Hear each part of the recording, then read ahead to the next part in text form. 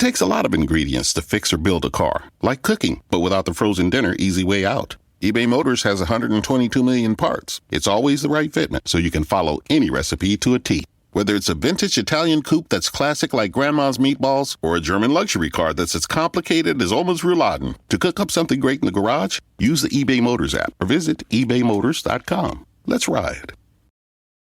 Holidays are here, and so is fashionable fitness. Gift yourself a Samsung Galaxy Z Flip 3 5G, a phone that folds in half to literally stand on its own. Pair it with the Galaxy Watch 4 for ultimate wellness and wow factor. Check health stats, flex personal records. Over 90 activities can be tracked, like biking, swimming, golfing, and more. Invest in yourself with tech made to crush goals. Holidays open up with Galaxy. Shop it all at Samsung.com. 5G connection and availability may vary. Check with carrier. Products sold separately.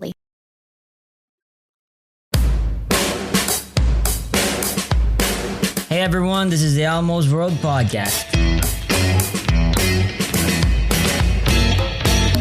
Bringing to you mind-blowing interviews with guests from all over the world. So settle down, relax, and enjoy the show.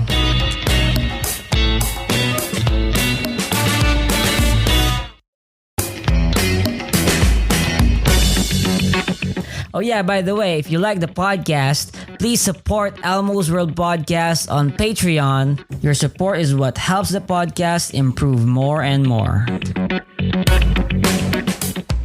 1, 2, and 3. Welcome to Elmo's World Podcast. This is Elmo Dor Jr., your host, and we have someone very intellectual. He's my friend, J Watkins. Can you introduce yourself? Yeah, hi Elmo. Thanks for having me on the podcast. It's a real pleasure. I've been catching up on some of your older ones that you've done, and you do a great job asking questions. And I had to get on the program. It's an awesome podcast in my opinion. But yeah, I'm Christian J Watkins. I am a YouTube content creator, Twitch streamer on occasion. I break down philosophy, politics, all those sorts of things. Anything that you could have an opinion on, I'm probably arrogant about. And I have debates and conversations and all sorts of things. I moderate for the atheist community of Austin. I am pretty new to these conversations. Generally, I've only been an atheist for about 6 or 7 months, but I've been interested in philosophy for many years. And I was a former debater on both the state and national level, and as well as an extemporaneous speaker. So I'm not new to the ball game, but I am new to the specific inning, I would say. Yeah, and as you identify as an atheist, I don't want to get in on the atheist versus theist debate, but I want to know more about your specific worldview that you hold. And I'm really impressed by your eloquence and how you state them. But I would want to know what your specific worldview is right now. So I would say that I'm an atheist, and what I mean by atheist is what I think most atheists mean, which is that I have the belief that there are no gods. And that is a bit different than a Gnostic, because a Gnostic would say, I assert that there are no gods through knowledge. But I do, in fact, believe there are no gods. I live as if there are no gods, and I see no good evidence that there are gods. And because of that, I consider myself an atheist. The agnostic part is where I don't claim to know that there are, in fact, 0 gods, but I am, in fact, convinced that there are no gods. Yeah, other than the atheist stuff, what else do you hold as a worldview? So generally, I use 3 things to describe what I look at the world as. I look at the world through the lens of naturalism, I look at the world through materialism, and I look at the world through epistemology and skepticism. Just generally good epistemological methods like skepticism and those sorts of things. But it's a whole mess and jumble of things that I still work out daily. So on specific issues, I employ a lot of different techniques, but generally I would say that naturalist, materialist, and skeptic. Yeah, and I also think that we've talked a lot before, and you're a compatibilist, and that's something that you don't hear much from a naturalist or a materialist. So yeah, the reason why I hesitate to use hard determinist or compatibilist labels is that I generally am one to accept consensus of those who are more intelligent than I am. And that's just out of humility. I'm generally not really well read on the neurology, and I do understand that the consensus of neurosciences is hard determinism, that, and that sort of thing. But I operate in my life as if I have agency, because when I assent to propositions or when I engage in conversations, generally it's better to presume that I'm an agent as opposed to presuming that I'm not. And I would say that there's some good arguments for against hard determinism. I'm not sure if I would I would go as far to say that I'm convinced that that hard determinism is wrong. I'm just not convinced that it's right. And I would say that I need to have more of those conversations, because the in-depth analysis that one has to do to work out their position on free will is something that I did in the beginning and then stopped talking about, and now I'm trying to solidify that part of my worldview, and that's still very much an in progress position. Yeah, and I like the idea that you look at it as an in progress, because a lot of people are afraid to say that because it puts them in a position that they might not know something about this, and people don't like saying they don't know stuff. Even a scientist would say that they have theories for it, but they don't actually believe it to be that way. But in terms of, for example, how you what you call that, mix, or you establish a bridge between your compatibilism and hard determinism. How does that work for you? Is it something that you have a sort of a dualist position on that? Well, so I generally say that my position on this issue can be summed up in, I'm convinced that most of the universe and most of everyone else is out of my control. But the one thing that I at least elucidatorily have control over is my own actions. And whether it's elucidatory or not doesn't change the fact that I'm convinced that I have that choice. So, and you could make a really compelling deterministic argument that the reason why I feel like I have that choice is because it's determined for me. And you could make an even better argument and say that choice would suggest that the material conditions around you were malleable in a way that could make those choices different, in which case they aren't in reality, and therefore hard determinism is true. Like, these arguments are good, and I wouldn't say I disagree with them per se, but I would argue that most people act as though agency is true, and that assenting to propositions in the absence of agency is a little ridiculous to me. And I would say that I'm kind of in that middle space where I'm not convinced of hard determinism, and I'm also not fully convinced of compatibilism, and I'm just floating in the middle and waiting for someone to make a really, really fantastic argument to push me one way. So it seems that you see two good arguments on both sides, so you're on the fence about it. But it means that in a way you're also holding a dualistic view, because you're holding an a priori argument, for example, the assenting to proposition, but also recognizing the empirical evidence from scientific research, which is posteriori. Yeah, so I would say that it's not technically dualist, because I'm not actually assenting to both propositions at the same time. I'm withholding judgment until the propositions are sufficiently demonstrated. So I wouldn't say that I'm holding both of them, but I'm considering both of them in a light that I find to be critical. So I guess that you might get a lot of backlash on this kind of worldview, because in a way it's seems, I don't know, incoherent for some. But for me, it was actually just intellectual integrity, because you see a good argument and you don't dismiss it just because of a consensus. Yeah, I really don't care about backlash. Like, I take the positions that I take because I find good arguments for them. And if I'm wrong, then someone should convince me that I'm wrong and not bully me into believing what I used to believe. So if you want me to be a hard determinist, and if there's my atheist friends out there who want to convince me of that, ask for a conversation, convince me that it's true. It's not that hard. I'm open-minded as can be. I've changed every position that I've ever held in the past year and a half.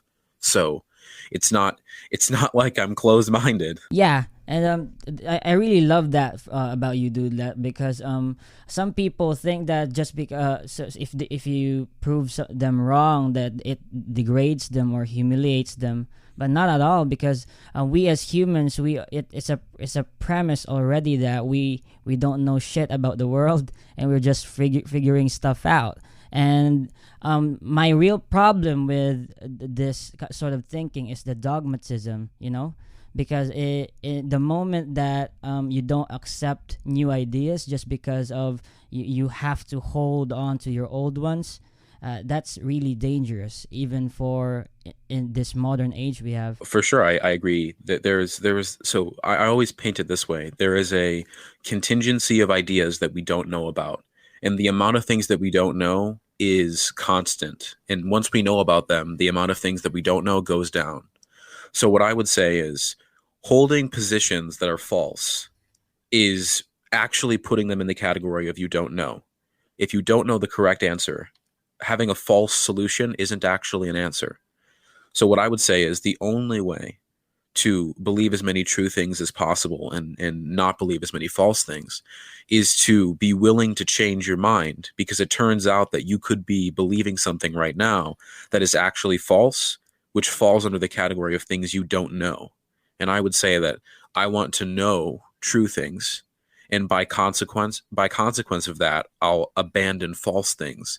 And the only way, in my opinion, that you can be sure that you're right is through repeated constructive critical dialogue that forces you to consider your worldviews in ways that you wouldn't normally consider it. So but what I think about philosophy in terms of skepticism, though, is that any position can be reduced by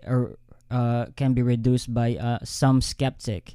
So even if you're a dualist, physicalist, whatever position you have will be vulnerable for a skeptic. That's what I think.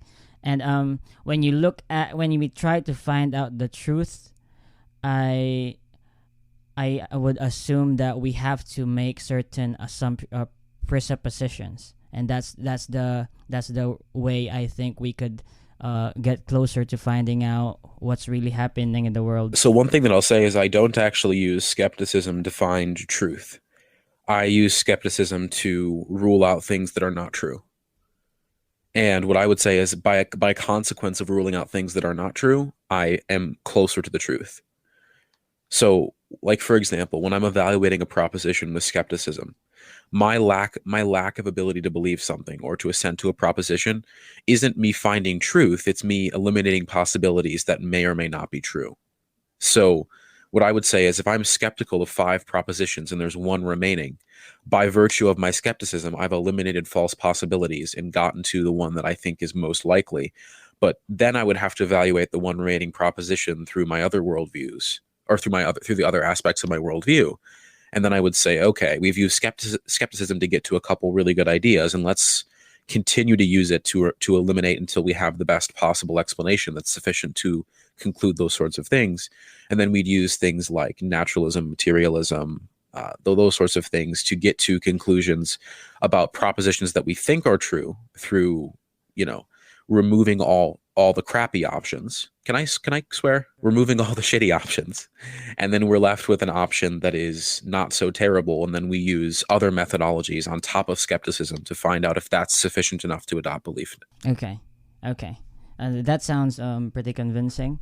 But in terms of, for example, morality, these are things that take a really long debate, and but until now there's still a debate on it. But what views do you hold on that? Well, if by morality you mean preference, is that generally what you're saying? Like the people prefer to have certain things happen a certain way? No, like how humans determine what is right and wrong. I think that's what I mean by morality. So how human beings determine right and wrong is by calling on their preferences. So I would say that if how you determine right and wrong is based on something that's necessarily subjective, then morality, in a sense, is, so what we can say about morality is that it's epistemically subjective in a sense that every single person is calling towards their own life experiences to make moral statements, because what is right and what is wrong is heavily contingent, I would argue entirely contingent, on someone's individual preferences. But even if that wasn't the case, even if there was a realm in which it's objectively wrong to punch a child, right? If that realm existed, that isn't an ought statement. Like the fact that something does exist as an objective fact doesn't mean you ought to believe it. In the same way that if evolution is an objective fact, that doesn't mean you ought to believe it. It means that it's true. So you cannot believe something that's true because truth statements aren't ought statements. So what I would say is, even if it was the case that there was a God that said it is true that murder is wrong, that wouldn't be the same thing as you ought to believe murder is wrong. So I would say that the way that morality is framed is making it necessarily subjective. Now, if morality is a goal, and then we find steps to achieve that goal, and if one of those goals is, quote, well-being or reducing suffering or finding out doing the most amount of good, those sorts of frameworks can have objective steps that we can take, but never once do they become ought statements, because an ought statement requires that the individual actor should do something based on their value system. And because we already established that preference is necessarily subjective, the only way that oughts can be objective is if everyone had the same preferential systems. And that wouldn't really mean objective, it would mean universal. So I would say that there's a real pickle that people who think morality is objective are in, and I haven't seen anyone find a way to remove the is ought gap in that way. Yeah, and I guess the is ought gap usually is they attempt to answer it with the that if you believe in God, then there is the connection, I guess, with the is and ought. So if you believe in God and God says it is wrong to murder, I would say that definitionally that isn't an ought. Like God doesn't say you ought to believe that it's wrong to murder, because he's not asking for your value judgments. God is telling you what you're supposed to do. So that isn't an ought statement. So I've never understood why there's such a large contingency of religious people who think that God in the Bible is making pronouncements of what you ought to do, because God doesn't care about your preferences. An ought statement is calling on someone's preferences and saying, based on other presuppositions you have in your worldview, you ought to do something. Like if it were to say, Elmo, you're a skeptic, so you ought to not believe propositions until they're demonstrated, because I'm calling on something you already believe. That could be an ought statement. But if I were to say it is true that evolution is the best explanation for the diversity of life on this planet, that isn't me saying you ought to believe it. Just like God saying murder is wrong isn't him saying you ought to not murder. He's saying you should not, which is an is statement. It's not an ought statement. Okay, I understand your point. So, and then in terms of whether or not morality is objective, it's still the outcome is still determined by the subjective, I guess, the history of an individual, and also a mix of genetics. Yeah, I mean, what you ought to do is determined by factors outside of your control. So, like, for example, you're someone who's poor and you have a choice between robbing a convenience store and starving. Perhaps it is the case that you ought to rob the convenience store because your intuitions, your preference, your life situation is in such a way to where your preferences inform you that you ought to rob the convenience store. Now, you could say that is wrong. It is wrong based on standards of things that we can agree upon. But saying that something is wrong is different than saying you ought not do it. Because I can say it is wrong to steal, but I can't tell you that you ought not to steal if that goes against your preferential value systems. Mm-hmm. Okay.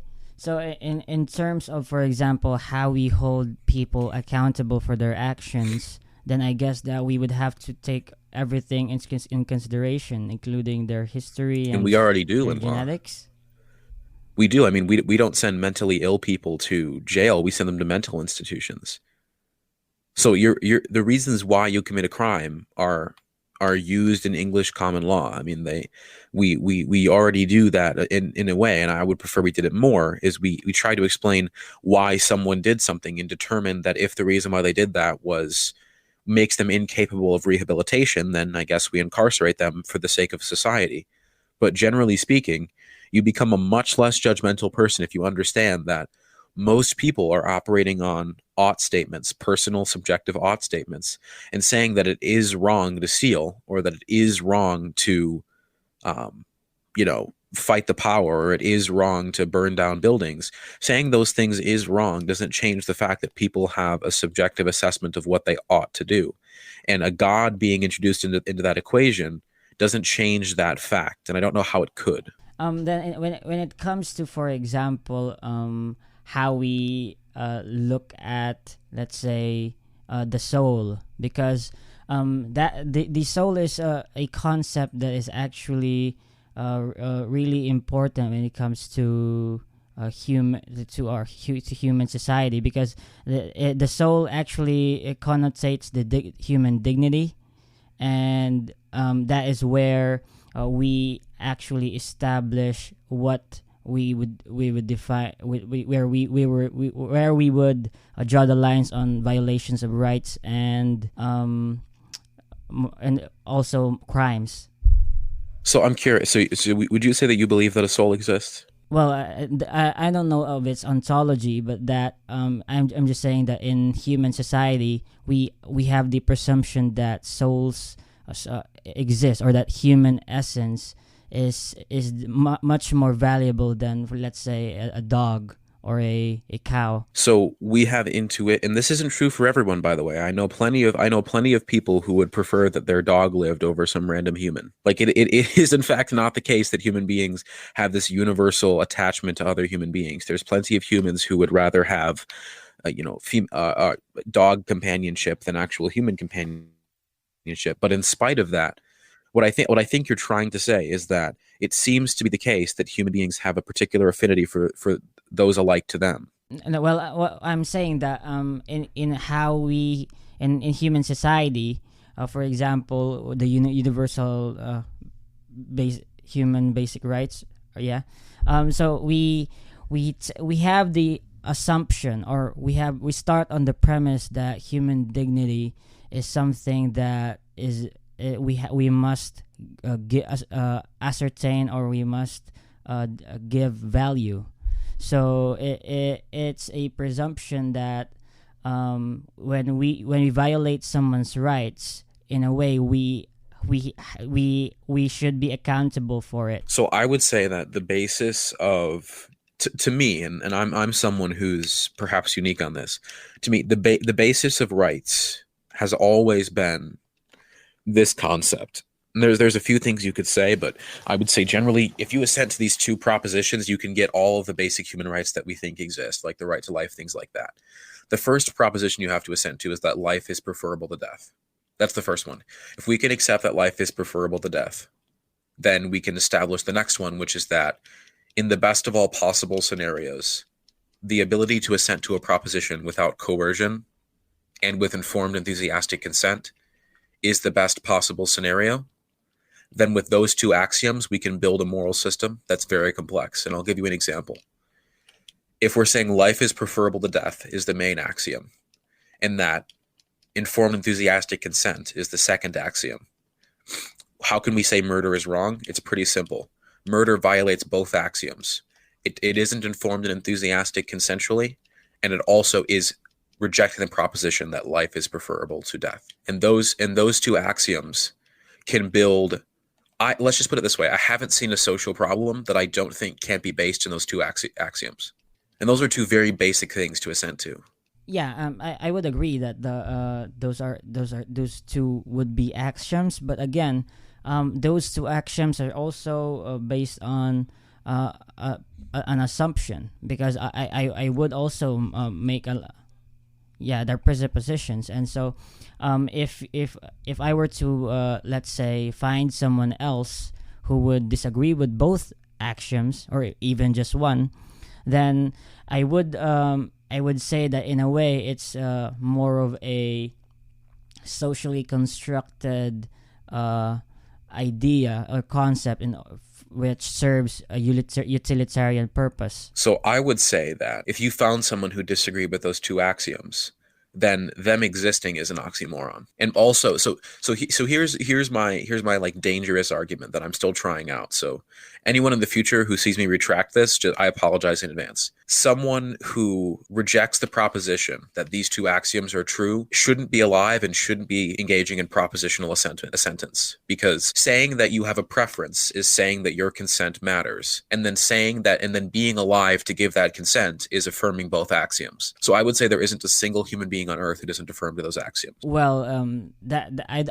not sure that would be the case, but if you, I guess that if you have to engage in a rational argument and you don't submit to these two axioms, then there is no place for an argument with someone like that, right? Is that what you're saying? Well, they shouldn't even be making arguments, because the only way that arguments make sense is if you can voluntarily assent to propositions, right? So the only reason why arguments about anything make sense is if you can make good arguments through logic and reasoning or whatever, but they have to be yours, right? So what I would say is, if you're going to say that I reject axiom 1, that life is preferable to death, then you're saying death is preferable to life, which means that you existing is an oxymoron. But if you're saying that if you don't think that consent, informed enthusiastic consent, is a primary motivator, then what you just said is wrong, because by saying that you assent to the proposition that it isn't true, you're demonstrating that you do care about consent, because you're consenting to the proposition, you're consenting to the negative proposition. But if someone were to say that they, in a way, they would be an existential nihilist, that preference isn't really an odd statement as well. It's just is. So I could prefer death for life, but I don't see an odd statement to act on that, and therefore it would seem unjustified to having a presupposed axiom and making a judging me on that would seem very fascist for some. So a nihilist could say that there is reasons to prefer death over life, and I do prefer death over life, but I'm not compelled to do so. What I would say is, that's fine. I don't actually want you to kill yourself, but what I do want you to recognize is that by even talking about these propositions, you are making the hidden acceptance of the proposition that in order to engage in this conversation, there is some presumption that life is the basis for that. So what I would say is, if you want to engage in these conversations, then if you don't accept those two axioms, your position is at best contradictory. And I would say that I throw out contradictory positions because of the law of non-contradiction. So in this case, then, for example, if you were to engage in someone or talk with someone or have a dialogue, it is necessary to assume these two, or to have these two axioms as a presupposition of your dialogue. Yeah, I would say that if we're going to have a discussion about anything regarding preference or morality or truth, you have to think that life is more valuable than death. Otherwise, you wouldn't be having the conversation, and you have to believe that consent to propositions is important. Otherwise, you rejecting the proposition would be not relevant, and I could dismiss you. Okay, let me give you an example. For example, let's say there's a human being out there that exists that does not agree with these two axioms at all, and because they are not odd statements, and they're not assenting to any proposition, then they're just existing, let's say, in a or walking around in someone's lawn, because they're not familiar with the laws or anything. They're just even walking is an oxymoron. Yeah, but they don't care about that, so they're not engaging in rational arguments. But if you were to push someone or push that guy away and say, hey, this is my lawn, would that and having the two axioms as not a proper presupposition of your dialogue, would you say that would be something that is moral? No, I don't think that there's morality there. What I would say is, if someone is actually existing at all, then they've already assented to proposition A. Even if you want to say that they're not choosing to exist, either way, the second that they have the ability to not exist, they would act on that if the is statement was consistent. Because it turns out that preference is a bunch of is statements that become ought statements because agents use them. So what I would say is if someone's walking in my lawn who disagrees with premise A and premise B, I would be confused because A, they're existing, and B, they're walking, which would be an act of voluntary consent, because they could choose to sit down, which would be another ascension. So, and anyone who's listening right now is probably thinking these are tautologies, and that's the point of them. They're tautologies because they are necessarily part of reality. They are descriptions of reality. Life being preferable to death, or existence being preferable to non-existence, is a part of reality, because reality is necessarily affirming that existence is preferable to non-existence because existence is what is. It's a tautology by definition. And when we're assenting to propositions and engaging in conversations, by even starting a conversation, by accepting a conversation's beginning, you're agreeing to axiom B, and that's okay.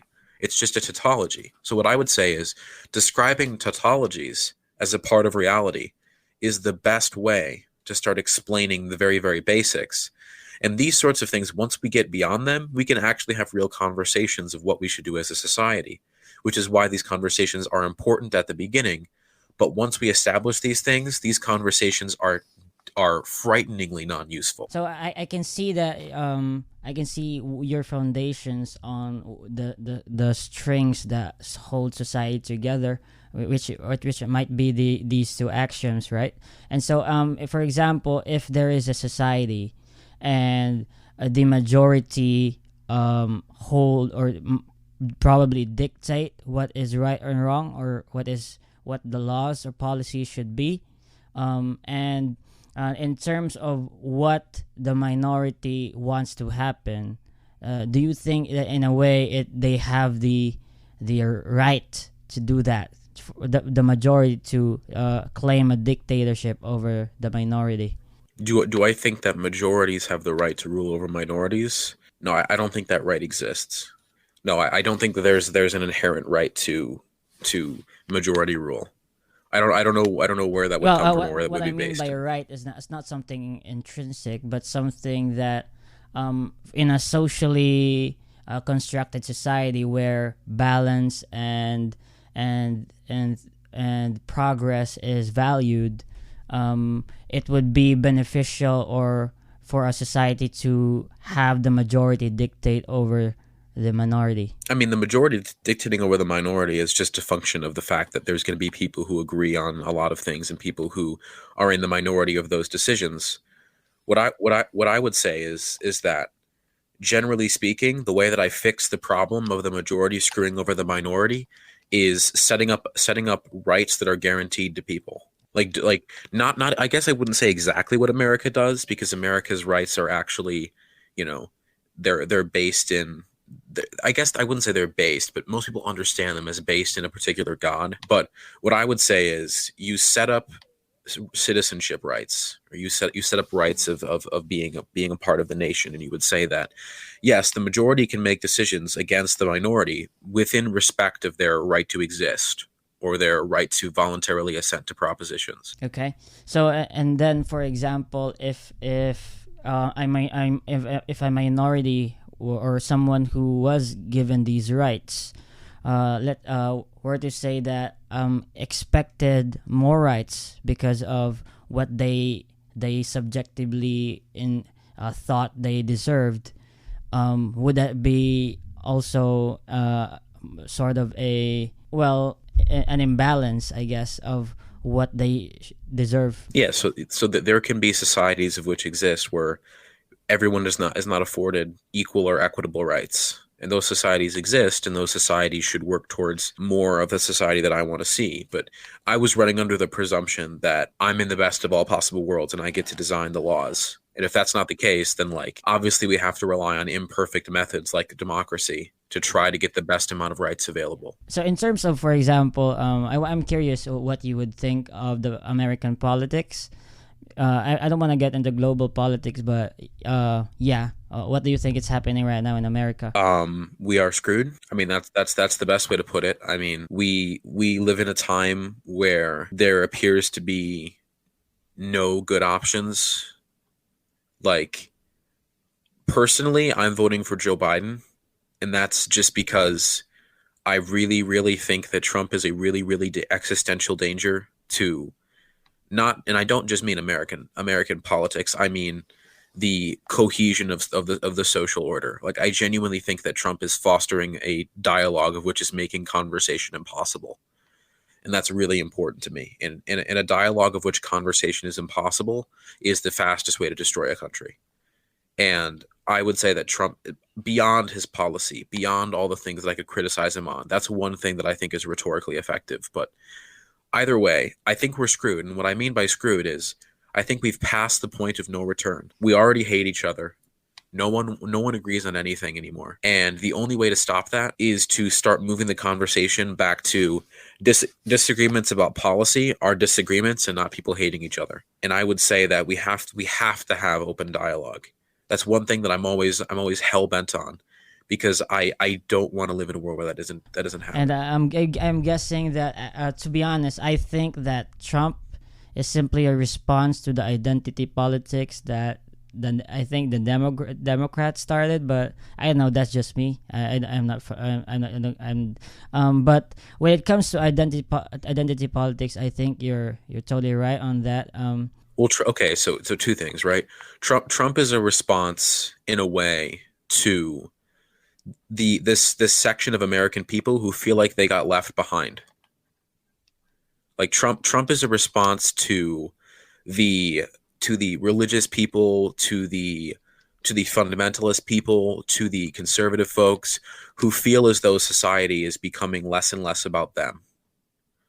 And Trump is a direct response to that, but Trump is also a direct response to people who feel as though the agenda of kind of globalism, and I don't mean globalism like the conspiracy, I genuinely mean like working together with other countries. There are some people who think that America should be the only focus of the country. And Trump said, "Hey, America first."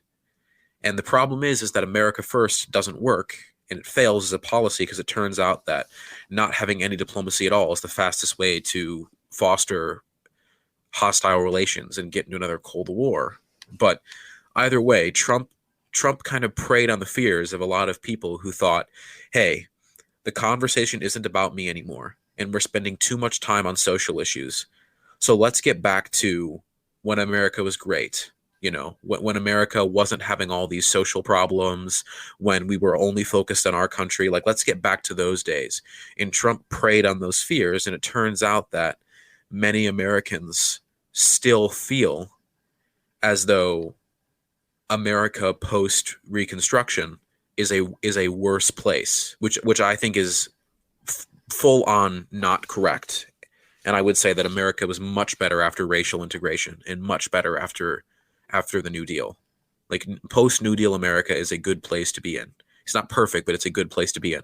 But these people are saying, no, America was better when it was more like you know, the libertarian dream, where everyone is, you know, doing their own thing, and there was no social movements, anything like that. And it's basically a reactionary response. And I wouldn't say identity politics. I really don't think the left plays too many identity politics. Like, if pointing out racial inequality as identity politics, then sure. But what I would say is no one plays those politics more than people on the right. They love making the conversation about identity. They love doing it, whether it's gay, straight, trans, whatever. They love making it about identity. And the left has, for most of history, not had the power in those realms and arenas. And as soon as the right was forced to give an inch on that, they got really, really, really mad. And I know that they did, because I used to be a right winger, and I know that we were really, really mad about that. Yeah, but then, for example, I have talked to a lot of people who wouldn't vote for both of them, you know, and would just let it happen. But in this case, I think that you're looking at Biden as the lesser evil, and that the more that the democratic policies would be implemented, that would be the better case. Yeah, so I know people who aren't voting for either. I mean, I think that they're ensuring that Trump's going to win re-election, which I think is really problematic. But I would say that either you support Trump or you support Biden. And by not voting at all, you're helping the incumbent, which is Trump. If Biden was the incumbent, you'd be helping Biden. It just happens to be the case that the incumbent benefits from low voter turnouts. Just happens to be the case. So what I would say is, if you're okay with Trump winning, then don't vote. If you're okay with it, then don't vote.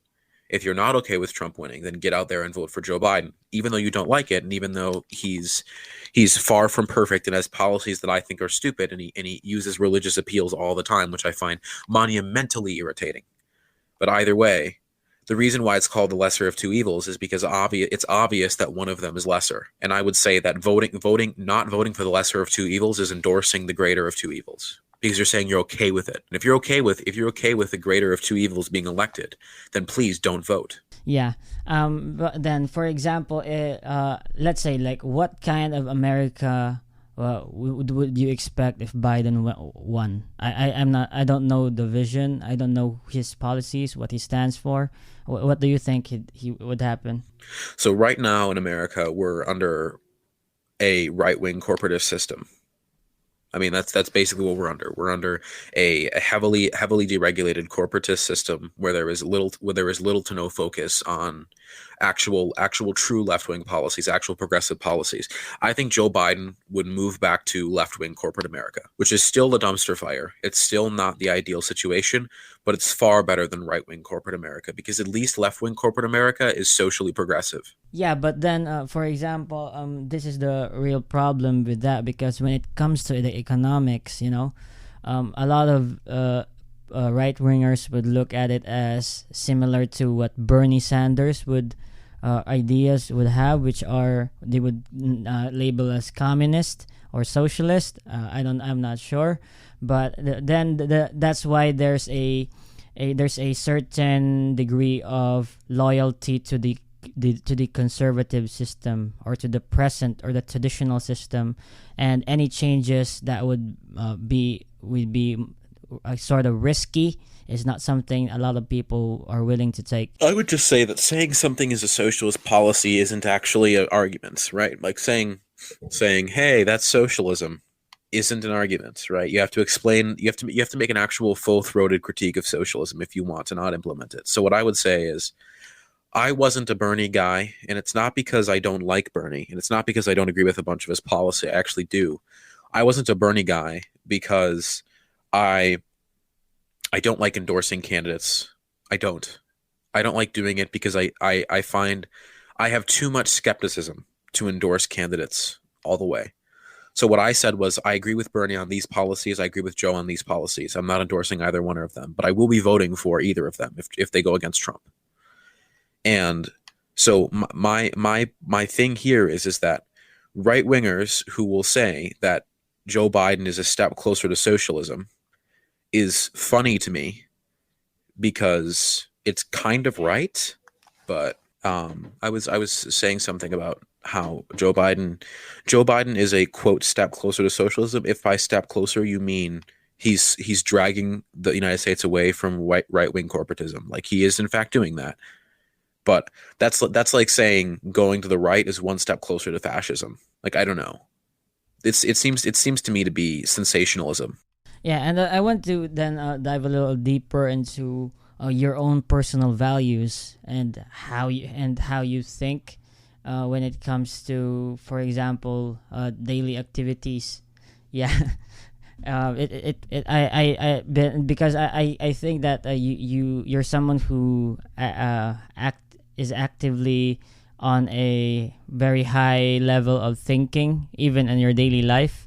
And that's why you identify as a perfectionist. So I think that's something that I'm not wrong on. Yeah. So my brain, I've usually described it as a really, really well drawn painting that makes no sense.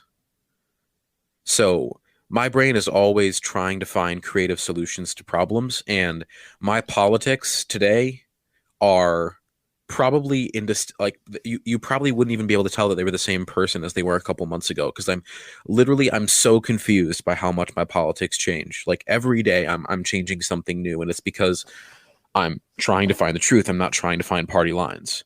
So when my brain is trying to figure something out, it's saying, here's some ideas that I think are potentially right. Now let's just say them out loud and just see if they sound good.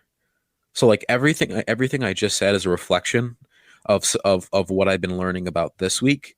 And there was like a 95% chance that 2 months from now I'll be like, well, I have a different take now.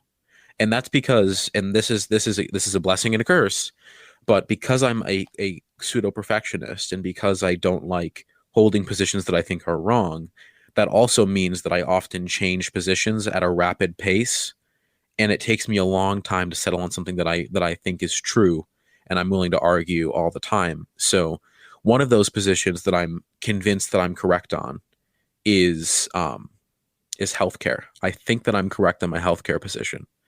But then the problem is that the nuances of that healthcare position change daily, and how I argue it changes weekly. So I'm always evolving in my understanding. So I don't know. The thing that scares me, what would scare me, is if someone is arguing the same thing for years on years and years and years and years, because that tells me you're not listening. What I would say is someone whose arguments look vastly different every time you talk to them is someone who's genuinely trying to find what's true. And that's why my politics are so sporadic, and that's why I'm like, because I'm trying to perfect every little part of it. Yeah, like fuck, dude. Like I wish I was that smart when I was 18 years old. Yeah. I think you probably I think you probably were. My thing is not that I'm that smart. And I say this to everyone, it's not that I'm smart, it's that I work hard. I'm actually not that much smarter than the average individual. I wasn't fantastic in school, and I wasn't blowing everyone out of the water with my raw intellect. The reason why I know shit about shit is because I research it, and I don't stop asking questions. And it turns out that if you spend the multiplicity of your day learning new things, it shouldn't shock you when you start understanding things. And what I would say is raw intelligence is cool, and I'm sure that I'm intelligent enough to understand most concepts. But the reason why I have the speaking pattern that I do, the vernacular that I do, is not because it's just like this genetic intelligence that I've inherited. It's because I've genuinely spent every waking hour of the past 2 years trying to be right on every single issue. And I know it's not possible to be right on every single issue. That's not going to stop me from trying. And though. and this is what I meant, but that I admire that this sort of open-mindedness is something that I think every person in the world should have. Because if you just keep repeating an idea that you've had for a long time, and it doesn't change in any way. Yeah, you're right. It's something that it has been dogmatically indoctrinated to you, and no thinking actually has taken place, probably. But I think that the more dialogue humanity has, and the more we keep talking to each other and realize that there will always be individual differences, not just in preference, but in what will in every topic whatsoever. You could actually see that the categories that we put people into, like for example, right winger, left winger, Christian, theist, Muslim, whatsoever. In a way, they can actually be something that you don't have to assume their whole belief system to be this in uniform with everybody. But I guess there are those people who are ignorant in that and are just blind dogmatic followers. But I really wish that humanity would step away from that kind of thinking and move on to independent and raw philosophical thought. Yeah, you'll find almost no argument for me there. I would prefer if everyone actually did any sort of investigation and didn't just believe whatever they heard their favorite political commentator believe. And I fall victim to it too. Like I watch shows like David Pakman and Kyle Kalinske, and sometimes I find myself nodding my head along, and I'm like, I don't even understand what they're saying. So it really has to be something that you consciously are aware of, that it turns out that these issues are complicated enough to where taking a position and then saying, hey, I am just going to take this position and then never reevaluate it again, because reevaluating it takes effort. I would say the best part of a position is hearing something that you think is convincing and then trying to prove it wrong. And if you're doing that on a daily basis, like just today, I was thinking about the situation in Venezuela, and I was like, hey, I think this sounds right. Now let's find every way I'm wrong. And at the end of the day, I found 4 ways that I was wrong and about 6 or 7 that I was right. And I'm going to spend the rest of the night probably juxtaposing the two and figuring out which position I want to take. The point of the matter is not that I have the perfect solution on day one. The point of the matter is that the solution gets better the more and more that you work it, the more and more that you workshop your positions. Yeah, totally agree, dude. But this and then for it's been a great conversation with you, Christian, and I want to ask you one last question, because we're closing in on an hour, and you can end however you want, how long. The question is that being an individual who has left this sort of dogmatic phase, and that has been someone who is so open-minded and it has developed a work ethic in terms of learning about everything, all sorts of stuff.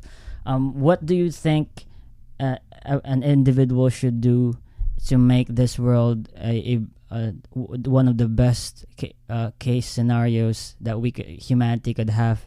Stop talking so much, listen more. You're not always right, and please, for the love of anything that is holy, stop pretending like you know things you don't, because it turns out that being ignorant is the worst feeling in the world, and you know exactly what it feels like when you pretend to know something just to sound like you're part of the crowd, or so that you don't get made fun of by your peers. It turns out that that is not the best way to find truth. And be okay with being wrong. Be okay with saying you don't know, because the worst thing you can do is convince yourself that you know things that you don't know dick about. Christian, thank you so much for being on my show, and I hope we could have more collaborations. And if you want to plug anything, just say so. The only thing I'm going to plug is that everyone watches more of this podcast, because these are great conversations. They don't happen often enough, and if you Google my name, you'll find all my stuff. So thanks for having me on, Elmo. It was a real pleasure. So that's the end of it. Thanks for tuning in, guys. This is your host, Elmo Ador Jr. And thank you for listening in. And please subscribe.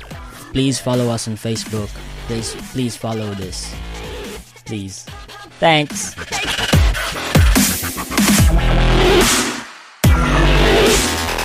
If you're a movie collector, you need Movies Anywhere. It pulls your favorite purchase movies from participating digital retailers into one central place, so you can finally say goodbye to scattered movie collections and hello to an organized library. With Movies Anywhere, you can watch your favorite movies on any compatible device, whenever and wherever you want. Ready to grow and enjoy your digital collection? Visit moviesanywhere.com/welcome and register for free. Registration with Movies Anywhere required. Open to U.S. residents 13 and over. Holidays are here, and so is fashionable fitness. Gift yourself a Samsung Galaxy Z Flip 3 5G, a phone that folds in half to literally stand on its own. Pair it with the Galaxy Watch 4 for ultimate wellness and wow factor. Check health stats, flex personal records. Over 90 activities can be tracked, like biking, swimming, golfing, and more. Invest in yourself with tech made to crush goals. Holidays open up with Galaxy. Shop it all at Samsung.com. 5G connection and availability may vary. Check with carrier. Products sold separately.